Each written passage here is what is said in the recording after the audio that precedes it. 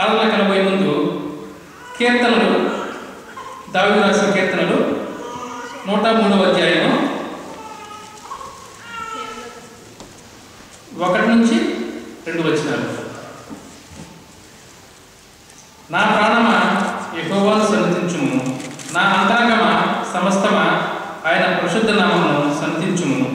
నా ప్రాణమా యెహోవాను సన్నిధించుము, ఆయన చేసిన ఉపకారములలో దేనిని మరొకము, ఆయన దోషములన్నింటినీ క్షమించువాడు. నా ప్రాణమా యెహోవా, ఇంకోసారి చదువుతాను చూడండి.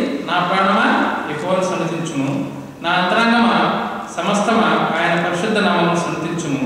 నా ప్రాణమా యెహోవాను సన్నిధించుము, ఆయన చేసిన ఉపకారంలో దేనిని మరువము. సో ఈ యొక్క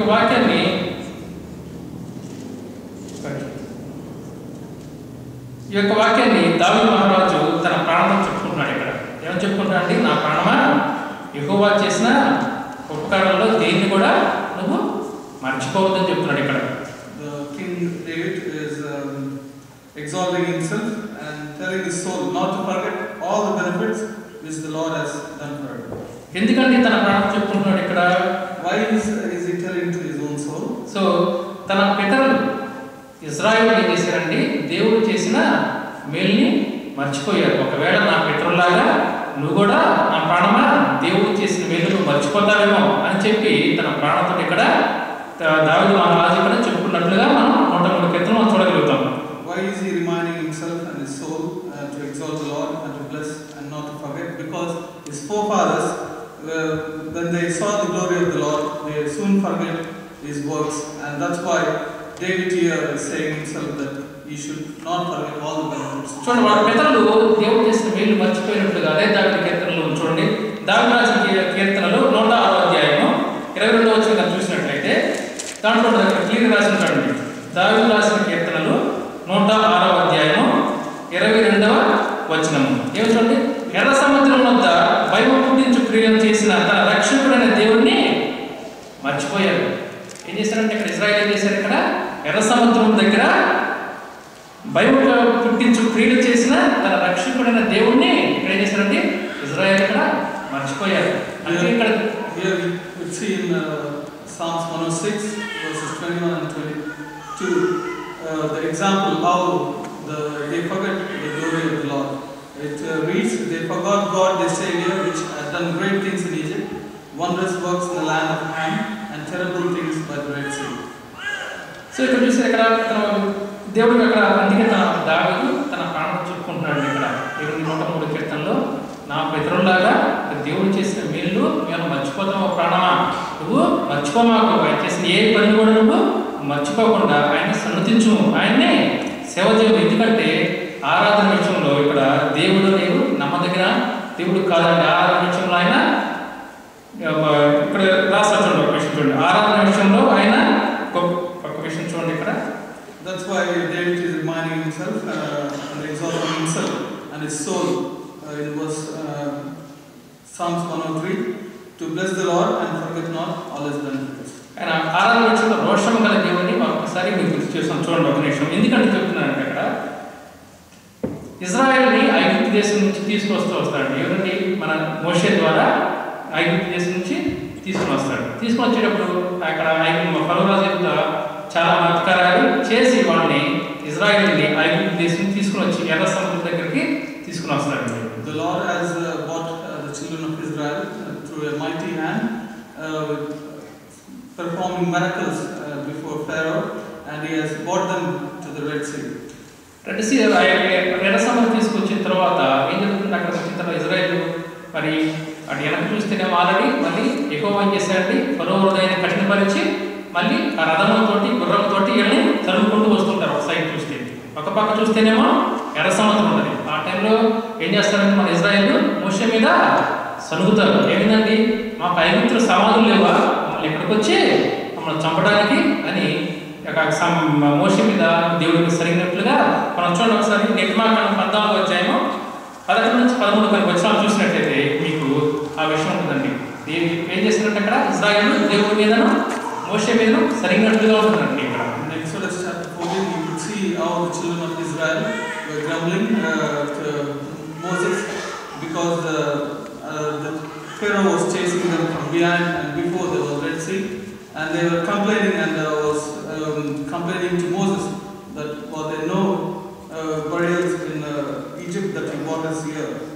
చూడండి అక్కడ అడుగుతారు అయిపోయిన తర్వాత ఏం చేస్తారంటే అక్కడ దేవుడు వాళ్ళకి ఎన్ని సనిగినా కానీ వాళ్ళు ఎన్నిసార్లు దేవుడు సరిగినా మరి ఎంత వాళ్ళు మాట్లాడినా కానీ దేవుడు ఒక్క మాట రాలేదు. ఏం చేశారండి ఎర్ర సముద్రాన్ని 2 పాయలుగా చేసి వాళ్ళని ఆరిన నేల తీసుకున్నట్లుగా మనం ఇక్కడ చూడగలుగుతాం. Here we see that when children of Israel murmured against Moses and against the Lord, God did not do anything against them, but He has opened the Red Sea for them.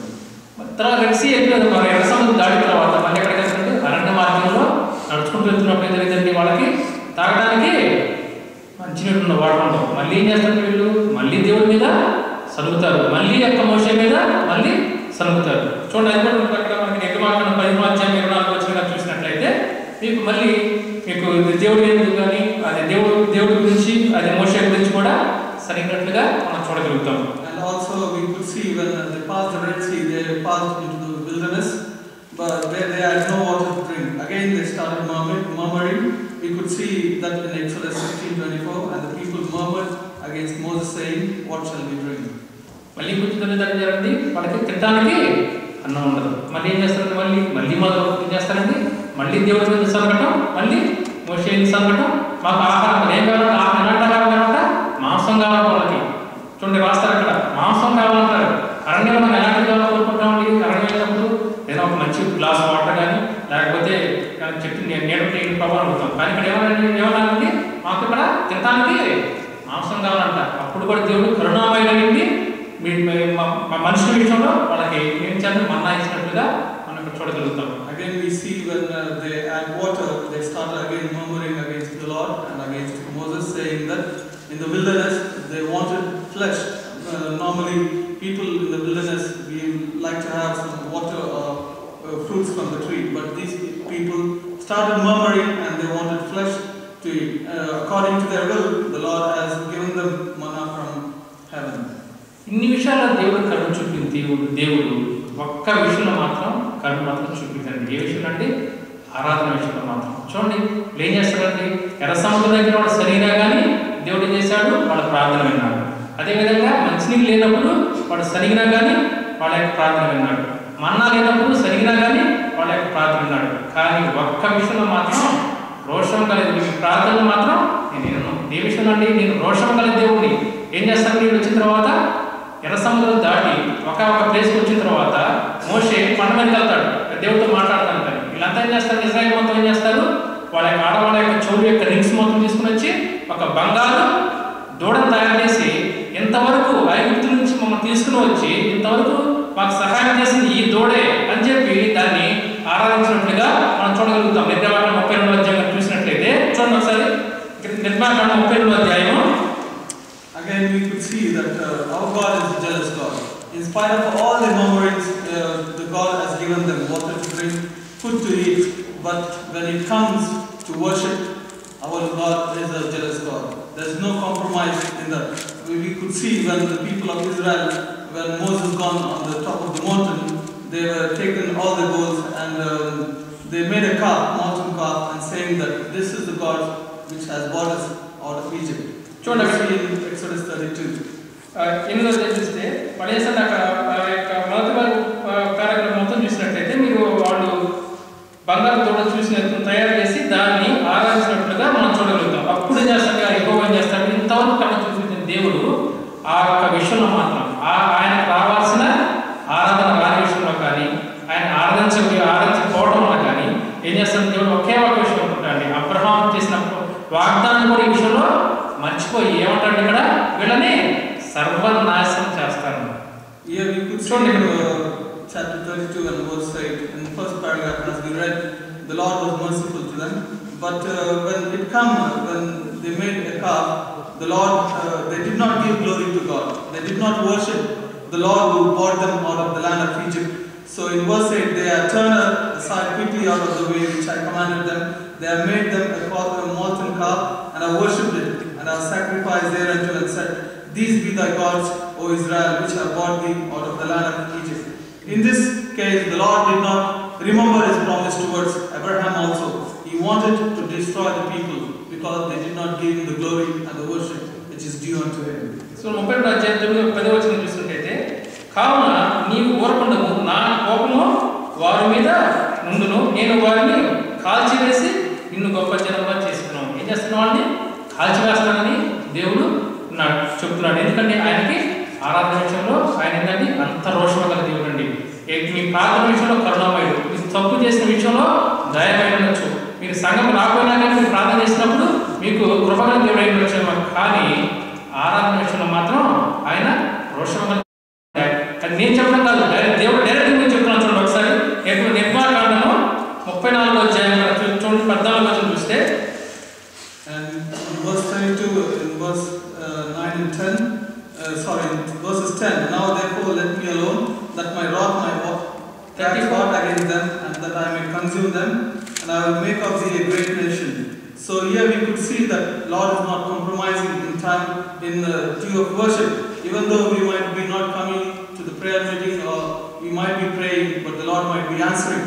But when it comes to worship Him, the Lord is no compromise at all. చూడండి మీకు direct గా దేవుడు చెప్తున్నాడు. ఇక్కడ 30 నిర్మాకాండము 34వ అధ్యాయము 14వ వచనం చూడండి చూసినట్లయితే, Exodus 34 and verse 14, we could see clearly there. ఏలైనగా వేరొక దేవుని నమస్కారం చేయవద్దు, ఆయన నామము రోషము గల యెహోవా, ఆయన రోషము గల దేవుడు. ఎప్పుడంటే రోషము గల దేవుడు అయినా వేరే వాళ్ళు ఆయన రావాల్సిన ఆరాధన వేరే వాళ్ళకి వెళ్ళా కానీ ఆయన ఆరాధించకపోయినా కానీ ఆ విషయంలో మాత్రం దేవుడు ఎలాంటి దేవుడు అండి? రోషము గల దేవుడిగా ఉన్నాడు ఇక్కడ. For thou shalt worship no other God, for the Lord whose name is jealous is a jealous God. When He is jealous, when you are not giving Him the due reverence and the worship to Him, or giving that worship to any other, the Lord is very jealous.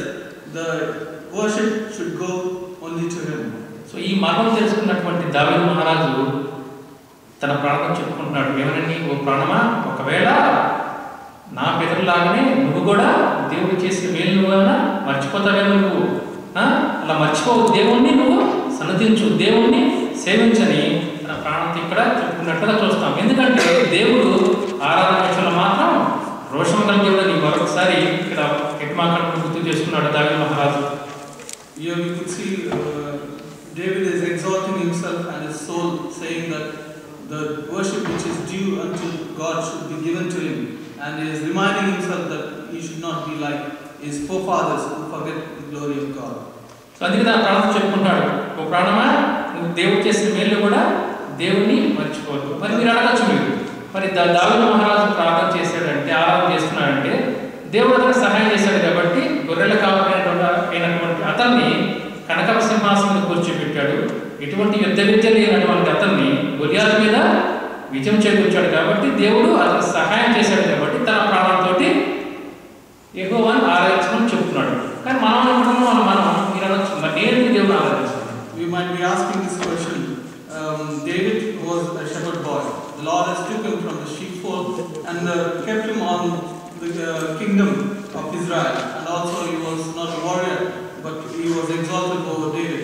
So you might be thinking that David is saying himself, but what the Lord has done for me. ఒక విషయం, మనం ఈరోజు మనం ఇక్కడ దేవుడిని ఎందుకు ఆరాధించాలి, మరి ఎక్కడ దేవుడిని మనం ఆరాధించాలి, Why should we worship him and ఒక్క విషయం చూసుకొని మనం ఆరాధన ప్రవేశిస్తాం. దేవుడు మనం ఎందుకు ఆరాధించాలి? We look one verse and we'll see why we should worship him.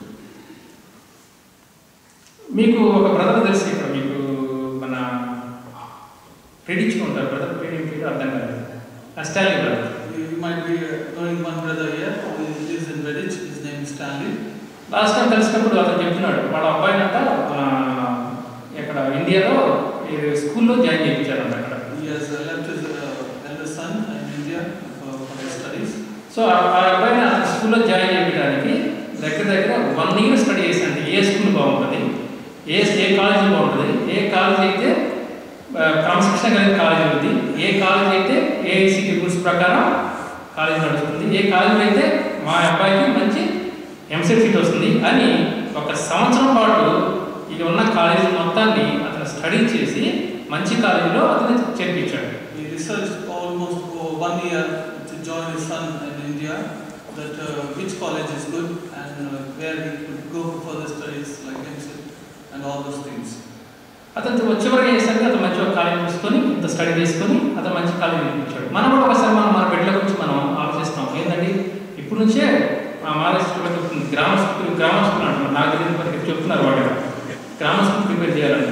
అదేవిధంగా మనం వెళ్ళేటప్పుడు ఏం చేస్తామంటే ఇక్కడ ఏ స్కూల్ అయితే మన బిడ్డలకి బాగుంటుంది, ఏ స్కూల్లో అయితే మన బిడ్డలకి క్రమశిక్షణ కలిగినటువంటి పాఠాలు చెప్తారు, ఏ స్కూల్ అయితే మన బిడ్డకి మంచి కాలేజీలో కానీ లేదా యూనివర్సిటీలో సీట్లు వస్తాయి. మనం ఇప్పుడు నుంచి మనం స్టడీ చేసి మన బిడ్డ గురించి మనం ప్రణాళిక రచించుకొని మనం ఏం చేస్తామండి, మనం మన బిడ్డ అలాంటి స్కూల్లో మనం జాయిన్ చేస్తాం.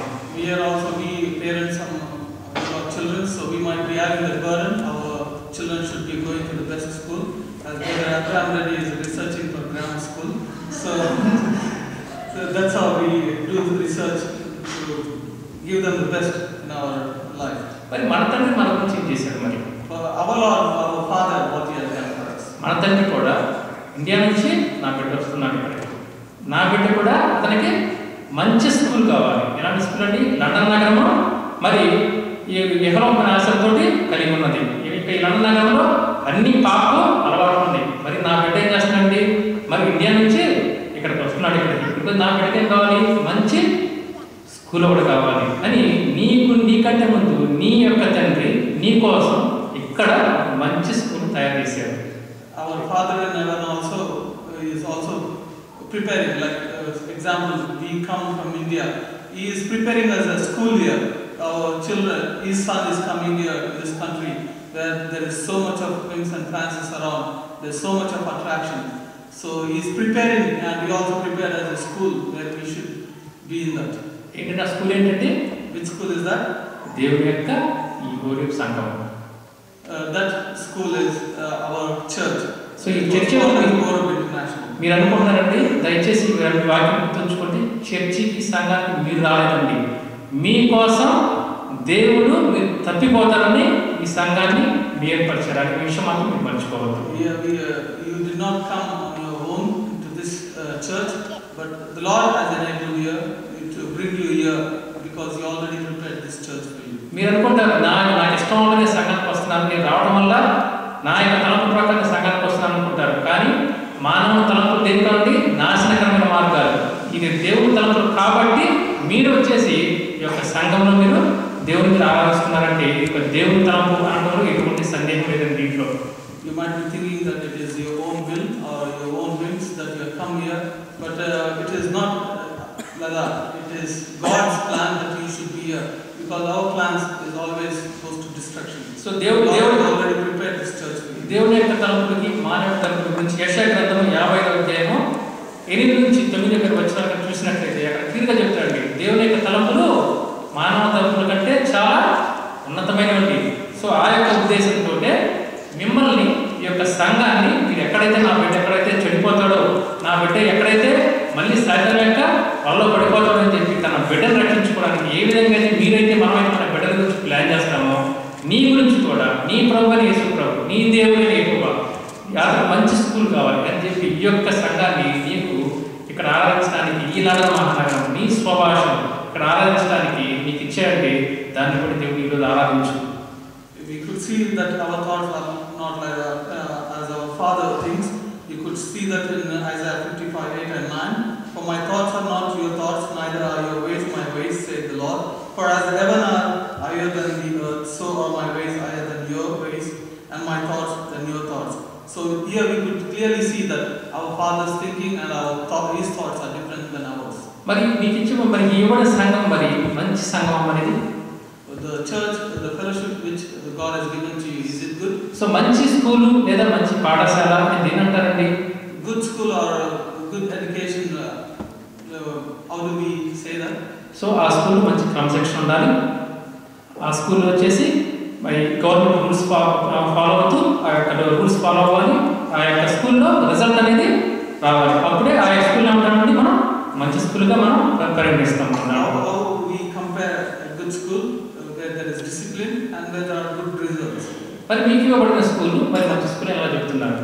So the Lord, the Father has given you this church or school. So how do you think about this? ఈ సంఘము మీకు ఇవ్వబడిన సంఘము దేవుని యొక్క ఉద్దేశాలను ఉంచిన మంచి సంఘము అని మీరు ఎలా చెప్పగలుగుతున్నారంటే దానికి ఉదాహరణ ఏంటంటే ఈ యొక్క సంఘంలో మీకు ఇవ్వబడిన ఈ యొక్క స్కూల్లో దేవుని యొక్క ఏ విధంగా అయితే బిబ్లికల్ ప్రకారం బైబిల్లో ఏ విధంగా చెప్పారు ఆ యొక్క నియమ నిబంధనల ప్రకారం ఫాలో అవుతూ ఈ యొక్క సంఘం ఉంది కాబట్టి ఈ సంఘాన్ని మనం ఏం చేస్తామండి ఒక మంచి సంఘంగా దేవుడు మనకి ఇవ్వబడినట్లుగా మనం ఇక్కడ చూసుకోగలుగుతాం.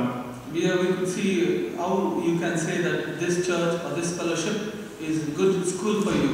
You could see here we follow biblical truth and we could see the results here. పక్క విషయం చెప్తాడు. అది ఎందుకని పక్క విషయం చెప్తాను. నేను ఈ యొక్క సంఘానికి రాకుండా నాకు తెలియదు ఇక్కడ సంఘం ఉందని కూడా తెలియదు. నేను వేరే సంఘాలకి ఇక్కడ వచ్చినప్పుడు ఇక్కడ వస్తే మన తెలుగు సంఘం అని తెలియక నేను చేసిన 2001లో 2000లో ఆ టైంలో వేరే సంఘాలకి ఇక్కడ 10 సండే వెళ్తూ ఉండేవాడిని. Yeah, before I knew this fellowship in 2001, before I came to this church, I was going to the other fellowships. నా యొక్క ముఖ్య ఉద్దేశం ఏంటంటే ఇక్కడ దయచేసి వేరేగా చేస్తున్నాము మనం ప్రతిమలాడుతున్నాను వేరే అర్థం చేసుకోవద్దండి. మీకు ఇవ్వబడిన సంఘము ఒక మంచి క్రమశిక్షణ గల సంఘం అని చెప్పే ఉద్దేశం తప్పితే వేరే వాళ్ళని క్రిటిక్ చేయాలని కాదు, మన సంఘాన్ని పెద్దగా చేయాలి కాదు. మీకు ఇవ్వబడిన స్కూల్ నియమ నిబంధనలు పాటిస్తున్న ఒక మంచి స్కూల్ అని చెప్పే నాకు ఉద్దేశం. కానీ చూడండి మొదటి నియమం ఏం చేస్తున్నారంటే మనం ఎందుకు ఈ యొక్క స్కూల్ మంచి స్కూల్ అంటున్నాడు దేవుడు మీకు ఇచ్చాడంటే చూడండి ఒకసారి మన సంఘానికి వచ్చేటప్పుడు ఏ విధంగా ఆరాధించాలండి. ఆరాధన ప్రతి ఒక్కరు కూడా మనకి క్రియాపూర్వకంగా ఉండాలి. మన క్రియల ద్వారా దేవుణ్ణి మనం ఆరాధించాలి. మొట్టమొదటిగా చూడండి మోషే సీనాయి పర్వతం మీద ఉన్నప్పుడు దేవుడిని కలుసుకున్నప్పుడు ఏం చేస్తారంటే అక్కడికి దేవుడి దగ్గరికి వెళ్తారు. చూడండి ఒకసారి. One example I could say is that not criticizing any other fellowship or not exalting our fellowship here, but I could say that this church where we follow biblical truths and where the commandments are followed, we could see that as an example in Exodus.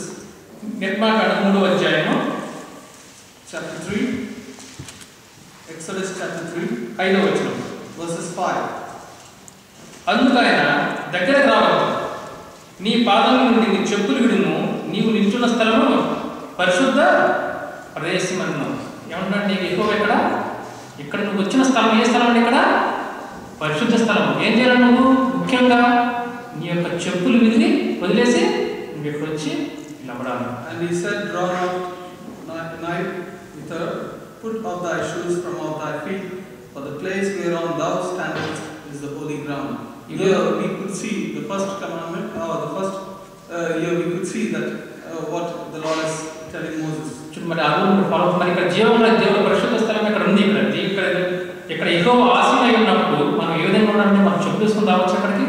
So we could also remind ourselves when it is a holy ground here, when we worship the Lord, can we come with our footwear. మరి నీకు ఇవ్వబడిన సంఘము ఎలా ఉండాలి? నీకు ఇవ్వబడిన సంఘము the fellowship which the Lord has given to you, how is it?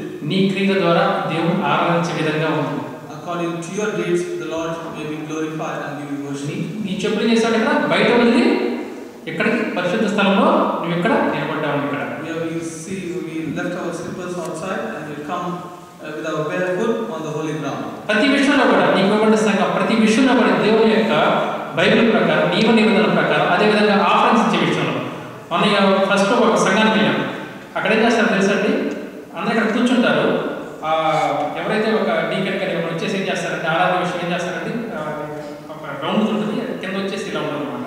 వచ్చి అందరి దగ్గరికి వెళ్ళి ఏం చేస్తారంటే ఇక్కడ ప్రతి ఒక్కరి దగ్గరికి వెళ్ళి ఆఫరింగ్స్ ఏం చేస్తారంటే అతను వెళ్ళి అతని దగ్గరికి వెళ్ళి ఆఫరింగ్ తీసుకుంటాడు. Yeah, we could see here in other fellowships where for the offerings they go, the deacon or the elder go to the congregation and take the offerings.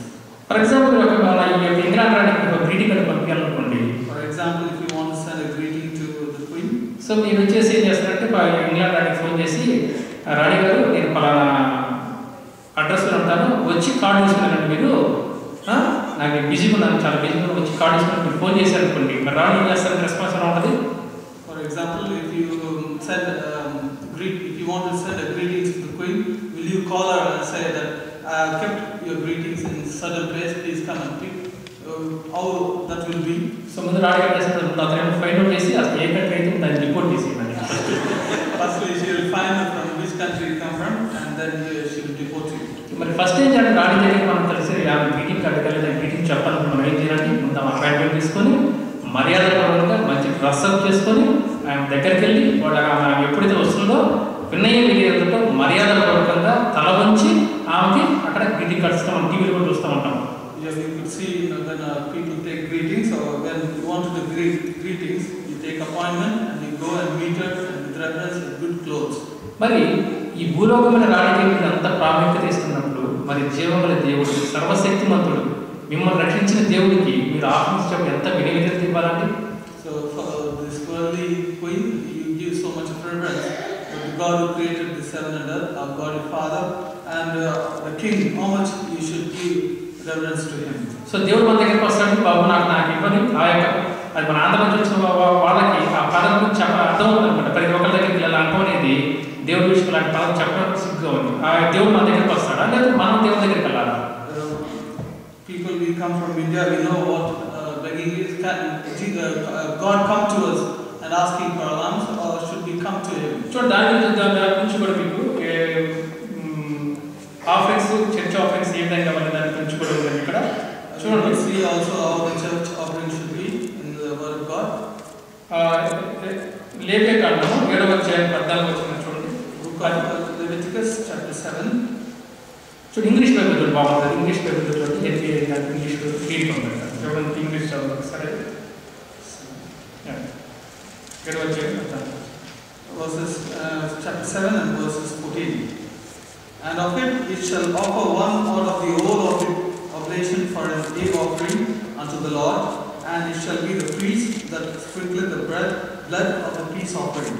So అక్కడ రాశాడు, ఎక్కడంటే దేవుడు దగ్గరకు వచ్చి మనం ఆరాధించే మన యొక్క అర్పణలు ఇవ్వనట్టుగా అక్కడ ఉండండి. Yeah, it says that we should come to the Lord and give our offerings. So ఈ విధంగా నీకు ఇవ్వబడిన పాఠశాల, నీకు ఇవ్వబడిన స్కూల్, నీ వల్ల ఇవ్వబడిన దేవుడు నిన్ను ప్రేమించి నీకు ఈ లండన్ మహానగరంలో నీకు ఒక మంచి సంఘాన్ని ఇచ్చినందుకు ఈరోజు దేవుడిని ఆరాధన చేయి.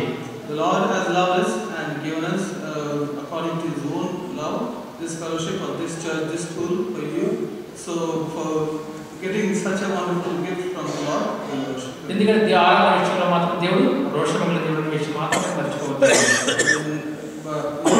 In type of worship, the Lord is very jealous, so we should give him the due reverence which is due unto him. ఈరోజు ఆరాధించండి.